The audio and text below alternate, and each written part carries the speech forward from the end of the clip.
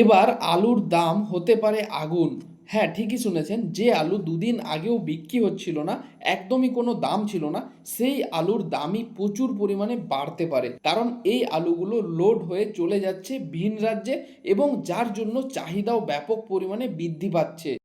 তো এখন দেখতে পাচ্ছেন যে র্যাক লেগেছে এবং সেটারই লোডিং এর কাজ হচ্ছে। আজকে দ্বিতীয় নম্বর র্যাক। তো এই আলুগুলো সোজা এখান থেকে যাবে আসামে। তো এখানের যে কর্তৃপক্ষের সাথে কথা বলে জানতে পারলাম যে আরও 1-2 দিনের মধ্যে আরও হয়তো র্যাক লাগার সম্ভাবনা রয়েছে।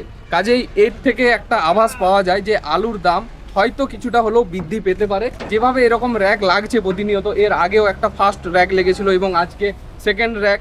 দেখতেই পাচ্ছেন যে লোড হচ্ছে গাড়ির সামনে, একদম আমি দেখাচ্ছি। তো যদি এরকম কন্টিনিউ চলে তাহলে হয়তো আমাদের এলাকার চাষি কিছুটা হলেও বাঁচবে। এবার হয়তো আপনারা ভাবছেন যে এখন আর আলুর দাম বেড়েই বা কী লাভ, কারণ বেশিরভাগ কৃষক তো আলু অলরেডি বিক্রি করে দিয়েছে বা স্টোরে রেখে দিয়েছে। কিন্তু এটা আংশিক সত্য। এখনও বেশ কিছু জমি আছে বা বেশ কিছু মাঠ আছে যেখানে অনেকের বা অনেক কৃষকের আলু জড়ো করাই রয়েছে, যারা বিক্রি করতে পারেনি এখনও। তো তাদের জন্য কিছুটা হলেও সুবিধাজনক হবে।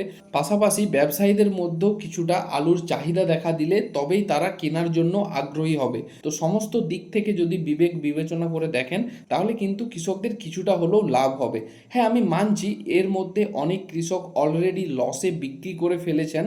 তারপরেও যেটুকু অবশিষ্ট রয়েছে বা এখনও যাদের আলু রয়ে গেছে, অনেকেরই মাঠের মধ্যে রয়ে গেছে, তারা অন্তত পক্ষে একটুকু দাম পাক, এটাই আমাদের সকলের প্রার্থনা ও সকলের আশা। তো দেখুন এখানেও র্যাক পুরো রেডি, কিন্তু এখানে বগি প্রায় লোডের মুখে এবং এর পরের যে বগিটা আছে সেটাও আমি গিয়ে দেখাচ্ছি।